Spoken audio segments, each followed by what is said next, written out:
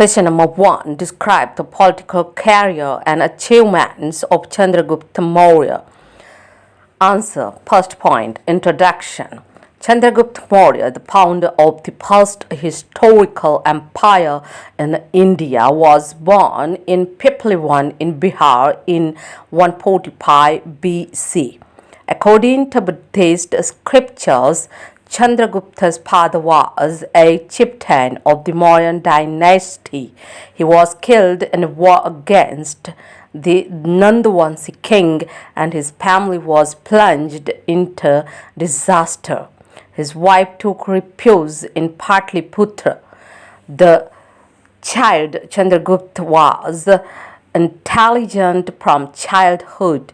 Once, while Chandragupta was playing the game of king with his friends, Chanakya noticed Chandragupta.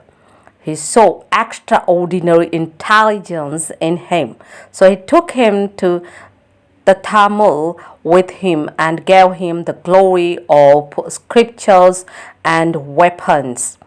It is also said that initially Chandragupta was the commander in the army of Dhananand, but for some reason he had a rift with Dhananand and had to leave Magad. According to Greek writers, when Alexander was in Punjab, Chandragupta met him, and it is possible that he sought Sikandar's help against Dhananand. Alexander was displeased with Chandragupta's fearlessness and hoped to defeat him, but Chandragupta fled from there silently. With the help of Chanakya, Chandragupta attacked Magad. He defeated the Nanda king there, Dhananand, and established the Maurya dynasty in Magad in 322 BC. Second point. Chandragupta's conquest means political career. Chandragupta's conquest can be divided into two sections as follows. First one, conquest before he ascended to the throne, and second point, conquest after he ascended to the throne. First one, before he ascended to the throne. A. Abolition of Greek rule from Sindh and Punjab.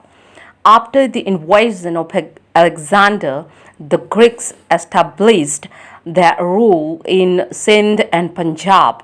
Chandragupta, with the help of the Chalukyas, gathered an army and expelled the Greeks from Sindh and Punjab. He conquered that region and abolished the Greek rule from there. B. Destruction of the Nand dynasty from Magad. There was also dissatisfaction among the people of Magad against the last king of the Nand dynasty, Dhananand. The people of Magad were terrified. As per the advice of Chanakya, he spread chaos in Magad and spread an atmosphere of anarchy.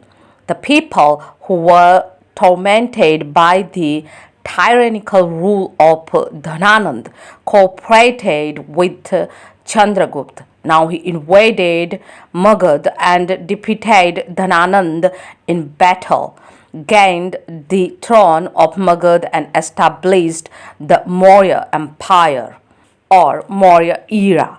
1. After gaining the throne. First, war with Seleucus. Chandragupta Maurya gained the throne of Magad. He conquered the surrounding and was expanding the kingdom of Magad. At that time, Seleucus was preparing to invade India in Western Asia. Chandragupta Maurya expelled the Greeks from Sikh and Punjab. As a result, it is possible that Seleucus invaded India to regain those territories. As a result, he had a war with Chandragupta 305 BC. Seleucus, with a large army, entered India, camped at the banks of the Indus, but Chandragupta Maurya, with a much larger military force, confronted him and defeated him. Seleucus was forced to make a treaty.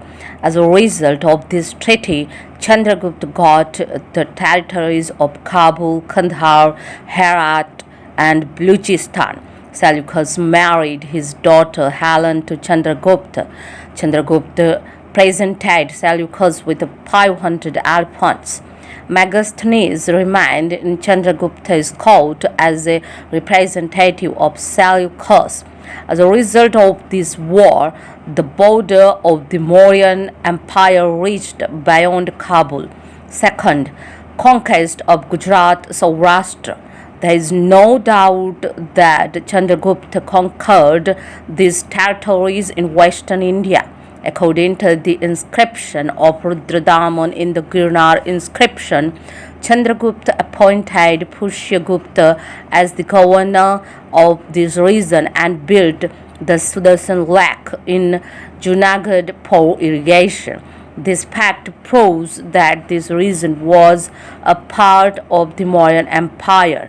Third, conqueror of the south. The inscription of Ashoka provided information that his empire extended to Mysore in the south. Some inscriptions from the Mysore state suggest that Chandragupta Maurya's empire would be as far south as possible. There is also such a mention in Tamil literature. Chandragupta's son Bindusar didn't fight any war. Ashoka fought only one war, the Battle of Kalinga, and won that region. This makes it clear that Chandragupta Maurya must have conquered the southern regions. Thus, Chandragupta Maurya established a vast empire from Bengal in the east to Saurashtra in the west and from Kabul in the north to Mysore in the south. Third point, system of government. As an administrator, Chandragupta was not only the founder of a great empire or a great emperor, but he was also an excellent administrator. The system of government he created is alive from the Maurya era to this day. First, central administration. He was the supreme head of the administration, and there was a cabinet to perform his duties. Officers were appointed to help in the administration. The cabinet exercised very important powers. Despite being the supreme head, he didn't ignore the advice of the cabinet. Chanakya was the chief minister. Apart from this, the finance minister, the priest, the army, the head of the revenue department, and the Yuvraj were the first class ministers. The officers of the administration, the military, and the judiciary were separate. There was a board of 30 members to administer the army. It consisted of 5 members. There were 6 such subcommittees formed. These subcommittees looked after matters related to food grains, supply, engineering, etc. Second, provincial administration. For the sake of the administrative convenience, his vast empire was divided into provinces. A prince was appointed as the governor in each province. To perform his duties as the head of the province, the governor had a cabinet similar to the central government. To administer the remote regions of the empire, an officer called Pativedak was appointed to see whether the state officials were running the affairs properly or not. Administration. The provinces were divided into districts, and the districts were divided into talukas. The chief officer of the district was the local, and the chief officer of the taluka was the gopa, and the village was the gramini. They had good rights in the area. The degree of autonomy was good. The village itself was self-governing with the help of the Gram Panchayat administration of the city. During the time of Chandragupta, a committee of 30 members was formed for the administration of Patliputra. This committee was divided into 6 wards of 5 each for different tasks for evaluation. Thus, Chandragupta Maurya can be considered the founder of the first historical empire of India, because with his arrival, the historical chronology became clear and the boundaries of the historical era were laid.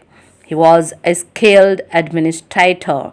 With the help of Kautilya, he had set up an efficient administrative system. He skillfully administered the entire empire.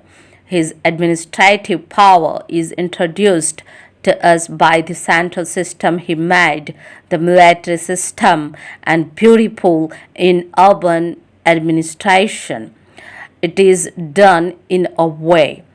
Its administrative system was so well organized that many of its elements are visible in the governance of the states of the modern era. Thank you for watching and listening my video. Have a nice time. Bye.